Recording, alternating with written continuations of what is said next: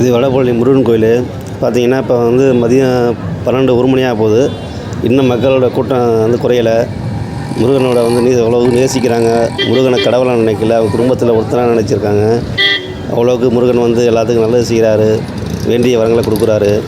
அவ்வளோ அற்புதமான கடவுள். கடவுளை பார்க்கும்போதே நமக்கு ஒரு இன்ப அதிர்ச்சியாக தான் இருக்கும், ஒரு இன்பமாக இருக்கும். கடவுளை பார்க்கும்போதே நம்மளுக்கு ஒரு அவ்வளோ சுகமான ஒரு மனசு தோன்றும்.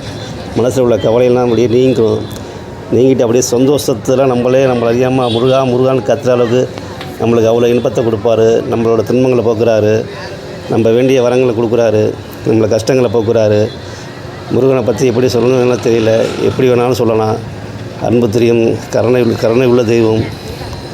கந்தனை கருணையும் பாருங்கள். முருகனை வந்து ஆறுபடையப்பன் வடபழனி ஆண்டவனை வந்து நான் அவ்வளோக்கு நேசிக்கிறோம்.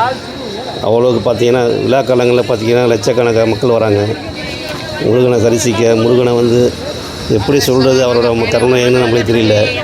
கந்தவேல் முருகனுக்கு அரோகரா, வெற்றிவேல் முருகனுக்கு அரோகரா, வீரவேல் முருகனுக்கு அரோகரா, ஞானவேல் முருகனுக்கு அரோகரா, வடபழனி ஆண்டவனுக்கு அரோகரா, வடபழனி ஆண்டவனுக்கு அரோகரா, வடபழனி ஆண்டவனுக்கு அரோகரா, வெற்றிவேல் முருகனுக்கு அரோகரா, ஆறுபடை அப்பனுக்கு அரோகரா, அரோகரா அரோகரா, வெற்றிவேல் முருகனுக்கு அரோகரா, வடபழனி ஆண்டவனுக்கு